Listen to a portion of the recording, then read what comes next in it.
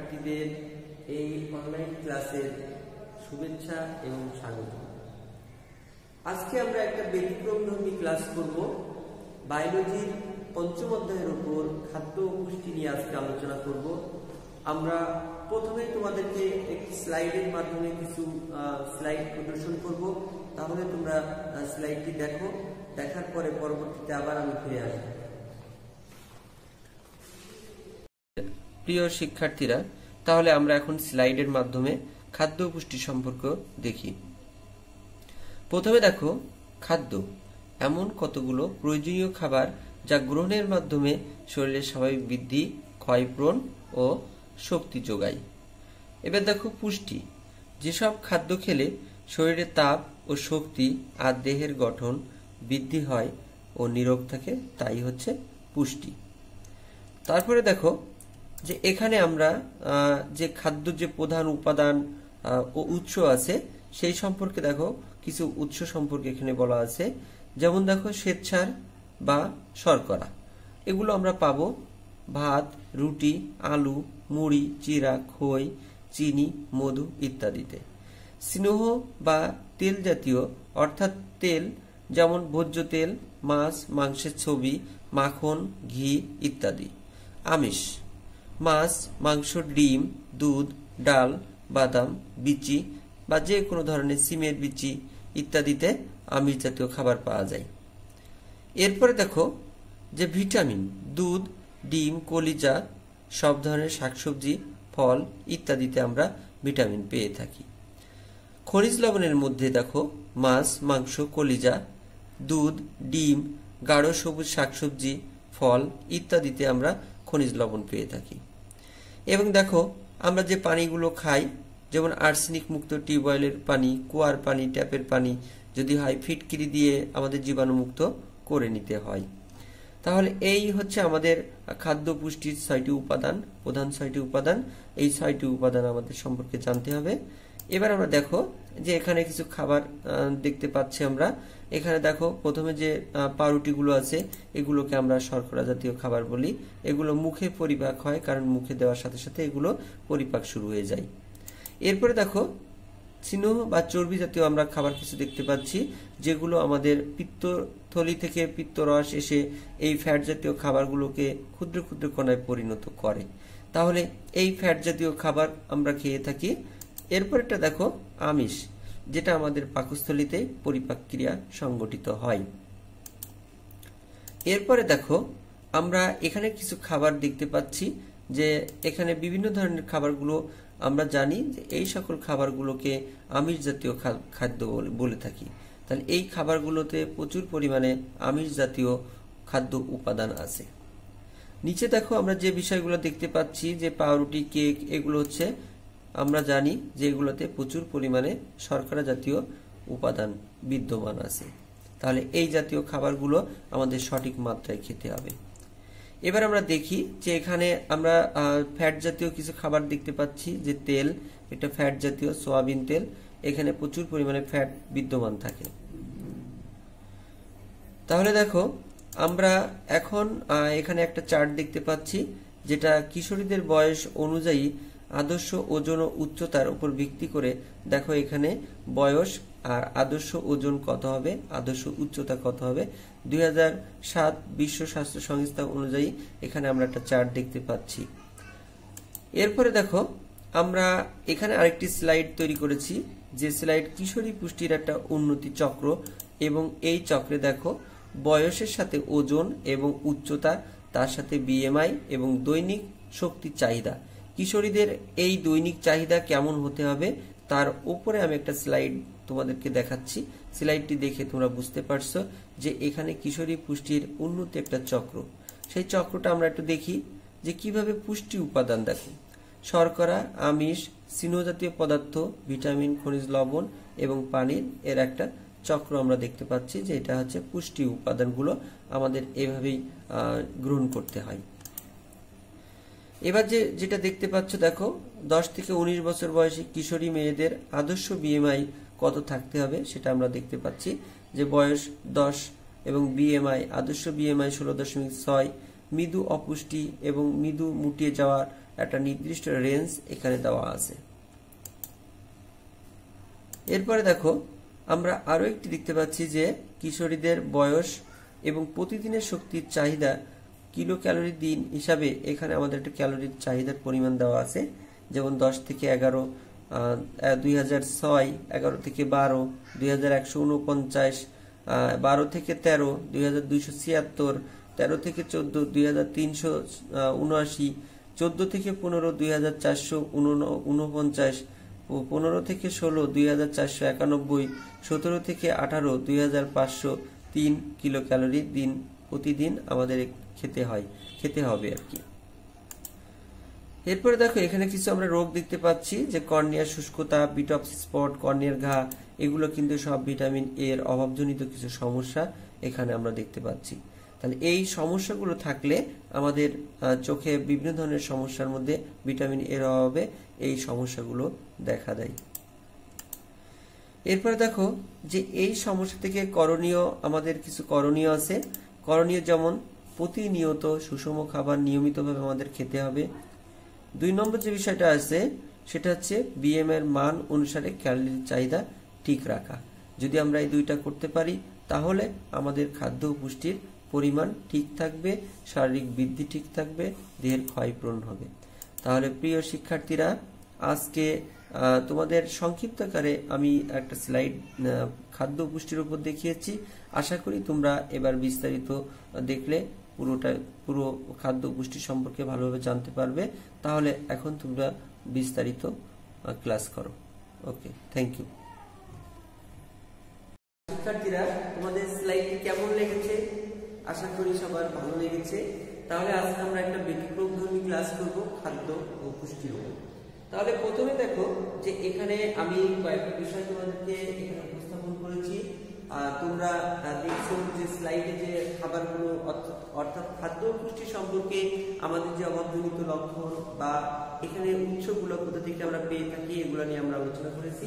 এখন আমরা যে বিষয় নিয়ে আলোচনা করবো, দেখো খাদ্য ও পুষ্টির উপরে আমাদের এই পঞ্চম অধ্যায়টা যেহেতু অনেক বড় একটা অধ্যায়, আর এই অধ্যায়ের উপর আমরা এখানে আংশিক তথ্য দিয়ে তোমাদেরকে বিস্তারিত শেখানো হবে। সেই ক্ষেত্রে আমরা এই তথ্যগুলো নিয়ে আমরা যাতে আরো ভালো করে শিখতে পারি সেই জন্য আমরা চেষ্টা করব। তাহলে এসব শিক্ষার্থীরা, আমরা আজকে আলোচনা করব খাদ্য এবং পুষ্টি নিয়ে। এই খাদ্য আর পুষ্টির মধ্যে দেখো প্রথমে আমি কিন্তু তোমাদের এখানে উপস্থাপন করেছি কিছু উদ্ভিদের পুষ্টি নিয়ে আলোচনা করেছি।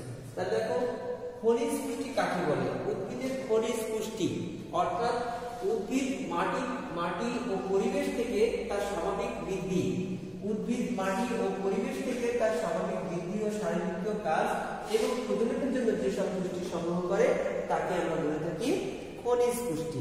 তাহলে দেখো উদ্ভিদ তার বেঁচে থাকার জন্য, তার প্রজননের জন্য, শারীরবৃত্তীয় কাজের জন্য, তার দেহের স্বাভাবিক বৃদ্ধির জন্য এখানে কিন্তু খনিজ পুষ্টিটা খুবই গুরুত্বপূর্ণ। তাহলে উদ্ভিদকে তার বেঁচে থাকার জন্য অবশ্যই খনিজ পুষ্টি উপাদানগুলো লাগবে। তাহলে দেখো এই খনিজ পুষ্টি উপাদান মোট 16টি আছে। এখন অনেক উপাদানই আছে, একটা উদ্ভিদের অনেক উপাদান আছে, কিন্তু এই উপাদানগুলোকে যাতে প্রধান অর্থাৎ যে উপাদানগুলো একটা উদ্ভিদের জন্য খুবই গুরুত্বপূর্ণ, আর এই খুবই গুরুত্বপূর্ণ জন্য আমরা এখানে 16টি উপাদানকে আমরা দেখতে পেয়েছি। এই 16টি উপাদানকে মধ্যে আবার দেখো এর মধ্যে ভাগ আছে। তাহলে 16টি উপাদানের মধ্যে একটা উপাদানকে বলা হয় ম্যাক্রো উপাদান, মানে খুবই গুরুত্বপূর্ণ অত্যাবশ্যকীয় উপাদান। আর একটা উপাদান দেখো মাইক্রো উপাদান, অর্থাৎ এটা কম মাত্রায় প্রয়োজনীয় আর কি। তাহলে 16টি উপাদানের মধ্যে ম্যাক্রো উপাদান আমাদের হচ্ছে 10টি। তাহলে এই 10টিকে আমরা কিভাবে মনে রাখবো? দেখো আমরা এই 10টি ম্যাক্রো উপাদানকে আমরা মনে রাখবো এইভাবে। দেখো এইভাবে মনে রাখো, তাহলে তুমি মনে রাখতে পারবে MGK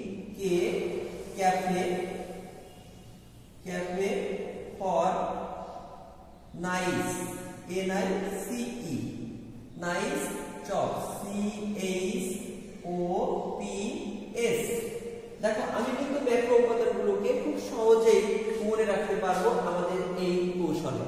তাহলে দেখো যে উদ্ভিদের খনিজ পুষ্টির মধ্যে যে উপাদানগুলো আছে এই উপাদানের মধ্যে যে অত্যাবশ্যক যে উপাদানগুলো আছে, অর্থাৎ উপাদানের মধ্যে প্রধান হচ্ছে 16টি, আর এই 16টির মধ্যে আমার সবচেয়ে অত্যাবশ্যকীয় উপাদান আছে। এখন অত্যাবশ্যকীয় উপাদানগুলো আমরা এখন সহজে বলতে পারবো। দেখো, magnesium, calcium, magnesium, potassium, calcium, iron, nitrogen, carbon, hydrogen, oxygen, phosphorus, sulphur. তাহলে দেখো 10টি মৌল আমরা খুব সহজে কিন্তু বলতে পারলাম।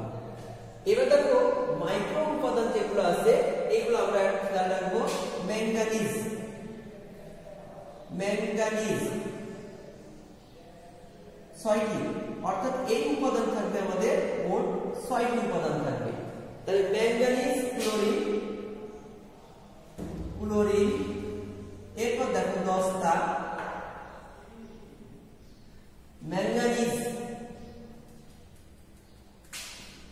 তারপর দেখো বোরন, এরপরে দেখো মলিবডেনাম, মলিবডেনাম,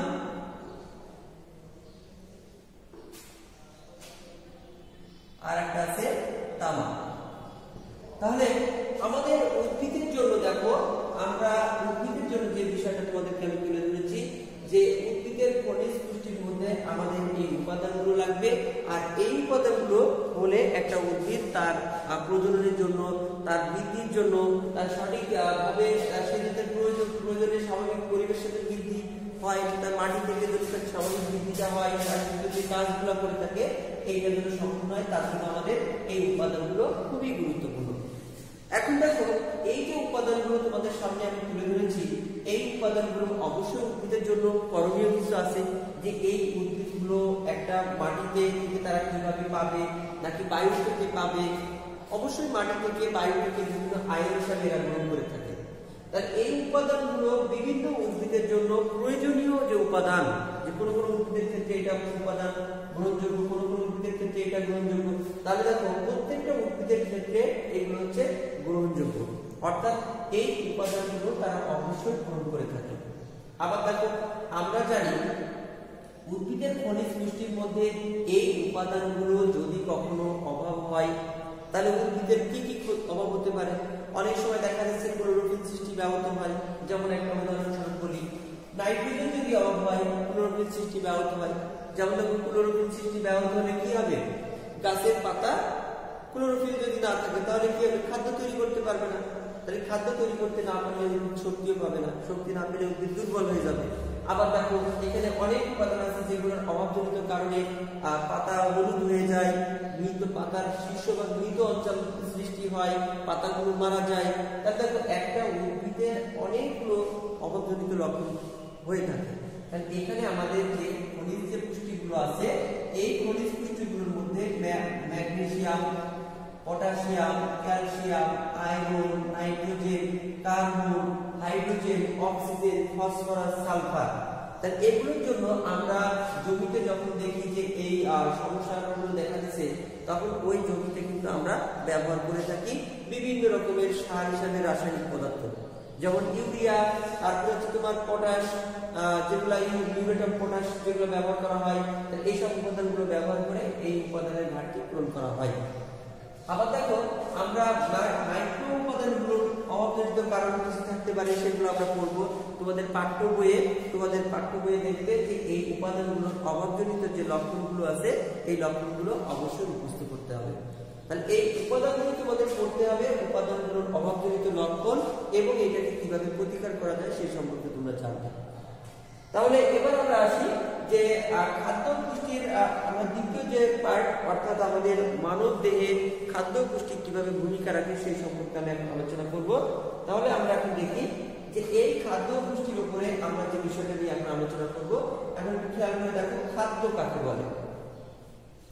আমরা সহজ কথা বলতে পারি আমরা যা খাই তাই খাদ্য, কিন্তু আসলে বিষয়টি হচ্ছে কি, যেসব বস্তু খাওয়ার পর দেহে শোষিত হয়, অর্থাৎ যেসব বস্তুগুলো আমরা খাওয়ার পর আমাদের দেহে শোষিত হয়ে বিভিন্ন কার্য সম্পাদন করে থাকে, অর্থাৎ আমাদের দেহে শোষিত হওয়ার পরে আমাদের দেহের সমস্ত যে কাজগুলো আছে এই কাজগুলো যখন সম্পাদন করে থাকে, আর এই সম্পাদন করার নামই হচ্ছে খাদ্য। তাহলে আমরা বলতে পারবো যেসব বস্তু খাওয়ার পর দেহে শোষিত হয়, বিভিন্ন কার্য সম্পাদন করে, তাকে আমরা বলবো খাদ্য। এই খাদ্য কয়েকটা কাজ এখন এখানে লিখেছি, যে এই কাজগুলো খাদ্য আমাদের দেহে অবশ্যই করে থাকে, না হলে কি আমাদের দেহে শক্তি পাবো না। যেমন দেখো খাদ্যগুলো কি করে থাকে, দেখো দেহে পুষ্টি সাধন করে থাকে, অর্থাৎ আমাদের দেহের জন্য যতটুকু পুষ্টি দরকার এই পুষ্টিটাকে সাধন করে থাকে কিন্তু এই খাদ্য। আবার দেখো ক্ষয়পূরণ, আমাদের দেহে কোনো কিছু যদি অবস্থানজনিত যদি কোনো ক্ষয় হয়ে থাকে, অর্থাৎ আমাদের ভিটামিন, আমাদের দেহের যে উপাদানগুলো আছে, উপাদানগুলো যদি আমাদের কোনো উপাদান ক্ষয় হয়, দেহে রোগ প্রতিরোধ শক্তি উৎপাদন করে থাকে, অর্থাৎ আমাদের দেহে ইমিউনিটি সিস্টেম, যেটা আমরা জানি যে আমাদের নিজস্ব একটা রোগ প্রতিরোধ ক্ষমতা আছে। যেমন দেখো যে কোনো একজন ব্যক্তি যদি হঠাৎ করে অসুস্থ হয়, 2 দিন পরে আবার ভালো হয়ে যায় কোনো ওষুধ ছাড়াই, তাহলে বুঝে নিতে হবে যে ওই ব্যক্তির দেহে ইমিউনিটিটা সবচেয়ে বেশি আছে, অর্থাৎ তার দেহে রোগ প্রতিরোধ ক্ষমতা বেশি থাকার কারণে সে কিন্তু সুস্থ হয়ে যাচ্ছে। আবার দেখা যাচ্ছে যে কোনো একজন ব্যক্তি অসুস্থ হলে তার ওষুধ না খেলে ভালো হয় না, তাহলে বুঝতে হবে ওই ব্যক্তির দেহে রোগ প্রতিরোধ ক্ষমতা কম আছে, অর্থাৎ তার দেহের নিজস্ব যে প্রতিরোধ ক্ষমতা এটা তার কম থাকতে পারে। আবার দেখো কর্মশক্তি এবং তাপ উৎপাদন করে থাকে, তাহলে আমাদের দেহকে দেখো নির্দিষ্ট একটা তাপমাত্রায় রেখে দেয়, অর্থাৎ শক্তি, কর্মশক্তি, কাজ করার যে শক্তি এবং তাপ উৎপাদন, এই বিষয়টি নিয়ে খুব গুরুত্বপূর্ণ একটা বিষয় এখানে কাজ করে থাকে। তাহলে আমরা মনে রাখি যে খাদ্য পুষ্টি, দেহের পুষ্টি সাধন, ক্ষয়পূরণ, রোগ প্রতিরোধ ক্ষমতা, কর্মশক্তি এবং তাপ, এগুলো আমাদের এই খাদ্য থেকে আমরা পেয়ে থাকি। এবার আমরা আসি যে এই খাদ্য, আমরা জানি যে খাদ্য হচ্ছে 6 প্রকারের হয়, তাহলে আমিষ হয়, শর্করা হয়, স্নেহ জাতীয় পদার্থ হয়, স্নেহ বা চর্বি জাতীয় পদার্থ হয়, ভিটামিন হয়, খনিজ লবণ হয়, পানি এবং রাফেজ যুক্ত খাবার হয়। রাফেজ যুক্ত খাবার বলতে কি বোঝায়, আমরা যে তরি তরকারি যে খোসাগুলা ফেলে দিই, আঁশ জাতীয়, অর্থাৎ যে সকল অপ্রাচ্য অংশ, অর্থাৎ শাকসবজির অপ্রাচ্য অংশগুলোকে আমরা বলবো রাফেজ যুক্ত খাবার। তাহলে এই যে খাবারগুলোর নাম বলা হলো, এই খাবারগুলোই কিন্তু আমাদের দেহে প্রতিনিয়ত পরিপাকে সাহায্য করে, আমাদের দেহের ক্ষয়পূরণে সাহায্য করে, আমাদের সার্বিক যে শক্তি, কর্মক্ষণ, এগুলো সবই কিন্তু আমাদের এই খাদ্য থেকে আমরা পেয়ে থাকি। এবার দেখো আমরা প্রথমে যে খাদ্যটা নিয়ে আলোচনা করব, আমিষ। এই আমিষ জাতীয় যে খাবারটা আছে, সেই খাবারটা দেখো আমিষ দেহের বৃদ্ধি সাধন, ক্ষয়পূরণ করে থাকে। তাহলে আমিষের প্রধান কাজ কি, দেহের বৃদ্ধি সাধন এবং ক্ষয়পূরণ করে থাকে। আমিষ প্রধানত আমিষের যে প্রধান কাজ, এই কাজটা আমাদের মনে রাখতে হবে যে আমিষ দেহের বৃদ্ধি সাধন এবং ক্ষয়পূরণ করে থাকে। তাহলে এবার আমিষের কিছু বৈশিষ্ট্য দেখো আমি এখানে লিখেছি, যে আমিষ কার্বন, হাইড্রোজেন, অক্সিজেন এবং নাইট্রোজেন দ্বারা গঠিত। তার মানে কি, এই আমিষ 3টা উপাদান নিয়ে গঠিত, একটা হচ্ছে কার্বন, হাইড্রোজেন, অক্সিজেন এবং নাইট্রোজেন দ্বারা। তাহলে এই 3টা উপাদান নিয়ে যখন গঠিত, কার্বন, হাইড্রোজেন, অক্সিজেন এবং নাইট্রোজেন দ্বারা, তখন দেখো এই আমিষ যৌগের মধ্যে 16 ভাগ শুধুমাত্র নাইট্রোজেন থাকবে, অর্থাৎ 16 ভাগ কি থাকবে, এই নাইট্রোজেন থাকবে। তাহলে 16 ভাগ যদি নাইট্রোজেন থাকে, এর মধ্যে সামান্য পরিমাণ সালফার, ফসফরাস এবং আয়রন থাকে। তার মানে এর মধ্যে সামান্য পরিমাণ সালফার, ফসফরাস এবং আয়রন থাকে। তাহলে দেখো আমিষ সম্পর্কে আমাকে এই মূল তথ্যগুলো আমার মনে রাখতে হবে। এবার দেখো দ্বিতীয় প্রশ্ন, দেখো যে এই আমিষগুলো আমরা পাবো কোথা থেকে। তাহলে আমিষগুলো আমরা পাবো, আমিষের যে উপাদানগুলো আমরা পেয়ে থাকি, এই আমিষগুলো আমরা পেয়ে থাকি দেখো মাছ, মাংস থেকে পেয়ে থাকি, ডিম থেকে পেয়ে থাকি, দুধ, ডাল, সিমের বিচি এবং চীনাবাদাম। তাহলে দেখো আরো অনেক খাবার আছে যেগুলো থেকে আমরা এই আমিষের প্রধান উপাদানগুলো পেয়ে থাকি। তাহলে মাছ, মাংস, ডিম, দুধ, ডাল, সিমের বিচি আর চীনাবাদাম। তাহলে দেখো আমিষের যে বিষয়গুলো আমরা বললাম, এছাড়া আমাদের আমিষ আমাদের দেহে যে বৃদ্ধি সাধন এবং ক্ষয়পূরণ করে থাকে, এই জন্য কিন্তু আমিষ আমাদের দেহের জন্য খুবই গুরুত্বপূর্ণ। এবং এই আমিষটা পরিপাক হয় কোথায় জানো? এই আমিষটা পরিপাক হয় মানব দেহের পাকস্থলীতে। পাকস্থলীতে হাইড্রোক্লোরিক অ্যাসিড থাকে। ওই হাইড্রোক্লোরিক অ্যাসিড আমাদের পাকস্থলীতে এক ধরনের নিষ্ক্রিয় পেপসিলোজেন থাকে। এই নিষ্ক্রিয় পেপসিনকে হাইড্রোক্লোরিক অ্যাসিড যখন এটাকে সক্রিয় করে দেয়, ওই সক্রিয় পেপসিন তখন এই আমিষকে ভেঙে ফেলে অ্যামাইনো অ্যাসিড নামক এক ধরনের পেপটাইড যৌগ গঠন করে। এই পেপটাইড যৌগ গঠন করে তাহলে দেখো এইভাবে কিন্তু ডাইজেশন হচ্ছে আমাদের পাকস্থলীতে। তাহলে আমিষ পরিপাক কোথায় হয় বলতো? আমিষ পরিপাক হচ্ছে মানব দেহের পাকস্থলীতে। এটা কিন্তু খেয়াল রাখবে, পরবর্তী ক্লাসে আমাদের লাগবে। আজকে যেহেতু আমাদের পঞ্চম অধ্যায়ের প্রথম পার্টের ক্লাস হচ্ছে, তাহলে পঞ্চম অধ্যায়ের উপর আমরা যে প্রথম পার্টে যে আমরা খাদ্য পুষ্টি নিয়ে আমরা কথা বলছি, এই খাদ্য পুষ্টি সম্পর্কে একটু ধারণা রাখবো। পরের ক্লাসে আমাদের এর উপরে বেস করে আমাদের আবার পরবর্তী ক্লাসে অংশগ্রহণ করতে হবে। তাহলে সেই ক্ষেত্রে আমরা এখানে যে বিষয়টা তোমাদের বললাম যে আমিষ দেহের বৃদ্ধি সাধন এবং ক্ষয়পূরণ থাকে। এই আমিষ নাইট্রোজেন থাকে 16 ভাগ, এখানে নাইট্রোজেন ছাড়াও ফসফরাস, সালফার এবং আয়রন থাকে। তাহলে এখানে আমাদের এই উপাদানগুলো। এবার দেখো পরের যে খাবারটা আমাদের জন্য খুবই গুরুত্বপূর্ণ, সেটা হচ্ছে শর্করা। এই শর্করাও কিন্তু খুব গুরুত্বপূর্ণ। দেখো আমাদের প্রতিনিয়ত আমরা প্রচুর পরিমাণে শর্করা খাই। এই শর্করা ডাইজেস্ট করে হচ্ছে আমাদের মুখ, অর্থাৎ আমরা জানি যে শর্করা জাতীয় কোনো খাবার মুখে দিলেই গলে যায়। তাহলে এর মূল কারণ কি? আমাদের দেখো আমাদের বিভিন্ন ধরনের যে গ্রন্থিগুলো আছে, এই গ্রন্থিগুলো আমাদের মুখটাকে সবসময় কি লালা দিয়ে সিক্ত করে রাখে। এই লালাতে থাকে এক ধরনের টাইলিন নামক এনজাইম। ওই টাইলিনের কাজ কি? যে এই শর্করা জাতীয় খাদ্যটাকে ওই টাইলিনের সাহায্যে ওইটাকে কি করে? নরম করে দেয় এবং ওইটাকে এমন একটা সিচুয়েশন নিয়ে আসে যে এই শর্করা জাতীয় খাদ্যটাকে টাইলিন নামক এনজাইম ওইটাকে গ্লুকোজ ও মল্টোজে রূপান্তরিত করে দেয়। তাহলে কি হলো? আমাদের মুখে কিন্তু এই খাবারগুলো পরিপাক হয়ে যায়। যেমন দেখো বিস্কিট, তুমি একটা বিস্কিট মুখে রাখো, দেখো কিছুক্ষণ পরে দেখবে গলে যাবে। তাহলে এর মূল কারণ কি? এর মূল কারণ হচ্ছে আমাদের মুখের লালারসে টায়ালিন এনজাইম। এই টায়ালিন এনজাইমের কাজই হচ্ছে এই শর্করা জাতীয় খাদ্যগুলোকে নরম করে ফেলে। তাহলে দেখো আমাদের মুখে পরিপাক হচ্ছে শর্করা। তাহলে এইটা একটু খেয়াল রেখো, আমিষ পরিপাক হচ্ছে পাকস্থলীতে, মুখে পরিপাক হচ্ছে শর্করা। এবার দেখো এই শর্করার কিছু উপাদান আছে, কার্বন, হাইড্রোজেন এবং অক্সিজেন দ্বারা এই শর্করা জাতীয় খাদ্যগুলো তৈরি করা হয়। এই কার্বন আর হাইড্রোজেন আর অক্সিজেন সমন্বিত ভাবে যে খাবারগুলো, এইগুলো শর্করা জাতীয় খাবার। এবার দেখো এই খাবারগুলো আমরা কোথায় পাই? দেখি উদ্ভিদের মূল অংশে পাই, মূল। তারপরে দেখো উদ্ভিদের কাণ্ড, উদ্ভিদের পাতা, উদ্ভিদের ফুল, উদ্ভিদের ফল এবং বীজে এই শর্করা জাতীয় খাবারগুলো আমরা পেয়ে থাকি। তাহলে মনে রাখো মূল, কাণ্ড, পাতা, ফুল, ফল ও বীজে শর্করা জাতীয় খাদ্যগুলো আমরা পেয়ে থাকি। এবার আমরা আসি শর্করা শ্রেণী বিভাগ। তাহলে দেখো শর্করা একটা গুরুত্বপূর্ণ কাজ আছে, যেটা দেখো দেহের শক্তি উৎপাদন করে। অর্থাৎ আমাদের দেহে যে আমরা শক্তিগুলো পেয়ে থাকি, এই শক্তির মূল উৎস হচ্ছে এই দেহে শক্তি উৎপাদন করে থাকে, এইটা হচ্ছে শর্করা। তাহলে শর্করার প্রধান কাজ কি? দেহের শক্তি উৎপাদন করা। এরপরে আমরা আসি শর্করা শ্রেণী বিভাগ। এখন এই শর্করা দেখো যে শর্করাকে 3 ভাগে ভাগ করা হয়েছে, এক শর্করা, দ্বি শর্করা, বহু শর্করা। তাহলে 3টা শর্করা এখানে আমি নাম করে দেখিয়েছি। তাহলে দেখো এক শর্করা গ্লুকোজকে বলা হয়, অর্থাৎ এখানে আমরা বলতে পারবো এক শর্করা হচ্ছে গ্লুকোজ। দ্বি শর্করা বলা হয় কি? সুক্রোজ এবং ল্যাকটোজ। আর বহু শর্করা যেগুলো আছে সেগুলোকে আমরা বলতে পারি শ্বেতসার, গ্লাইকোজেন।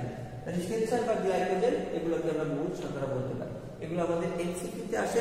তাহলে আমরা মনে রাখবো এক শর্করা গ্লুকোজ, দ্বি শর্করা সুক্রোজ এবং ল্যাকটোজ, বহু শর্করা বলা হয় শ্বেতসার এবং গ্লাইকোজেন।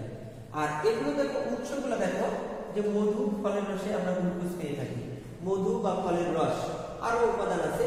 তারপর দ্বি শর্করা যেগুলো পেয়ে থাকি চিনি এবং দুধ থেকে আমরা ল্যাকটোজ আর সুক্রোজ, চিনি হচ্ছে সুক্রোজ হিসাবে আমরা পাই। আর বহু শর্করা যেগুলো আছে শ্বেতসার, গ্লাইকোজেন অর্থাৎ প্রোটিন এগুলো। আর এগুলো আমরা পেয়ে থাকি চাল, আটা অথবা সবুজ শাকসবজির পাতা থেকে আমরা এই খাবারটা পেয়ে থাকি। তাহলে দেখো যে আজকে আমরা যে খাবারগুলোর কথা তোমাদেরকে এখানে বলা হয়েছে, আমরা আমিষ জাতীয় খাবার, শর্করা জাতীয় খাবার, স্নেহ জাতীয় খাবার, ভিটামিন, পানি, খনিজ লবণ, এই সব উপাদান, রাফিনযুক্ত খাবার, এগুলো সবই হচ্ছে আমাদের খাদ্য পুষ্টির একটা অংশ। অর্থাৎ এই খাদ্য পুষ্টির অংশের মধ্যে ভিটামিনও থাকবে। তারপরে হচ্ছে তোমাদের আমিষ, শর্করা এবং স্নেহ যে প্রধান 3টা খাবার আছে, এই 3টা খাবার খুবই গুরুত্বপূর্ণ। তাহলে দেখো যে এই তিনটা খাবার আমাদের জন্য যতটা গুরুত্বপূর্ণ, এর সাথে পানিও দরকার, খনিজ লবণও দরকার, আবার দেখো ভিটামিনও দরকার। তাহলে কি হবে, আমাদের এই পর্বটা অর্থাৎ খাদ্য পুষ্টি সম্পর্কে তুমি ভালোভাবে আইডিয়া রাখতে পারবে এবং তোমার মাথায় এই খাদ্য পুষ্টি সম্পর্কে ভালো একটা ধারণা আসবে, যার কারণে কি তুমি এখান থেকে তোমার বেস দিয়ে ভালোভাবে অ্যান্সার করতে পারবে। তাহলে আমরা আরো এর পরে যে খাবারগুলো আছে, আমরা এভাবে এই যে খাবার সম্বলিত যে তথ্যগুলো আছে, এই তথ্যগুলো আমরা মনে রাখবো। আর আমরা খেয়াল করব যে উদ্ভিদের যেমন খাদ্য পুষ্টির দরকার আছে, ঠিক প্রাণীরও গুরুত্বপূর্ণ এই বিষয়টা। আর এই বিষয়টা এর পরে আমরা যে ক্লাসগুলো করব, অর্থাৎ আমরা খাদ্য পুষ্টির পরবর্তী স্টেপে আমরা ক্লাস করব। আজকে আমরা যে বিষয়গুলো নিয়ে আলোচনা করেছি, আশা করি তোমরা সবাই বুঝতে পেরেছো।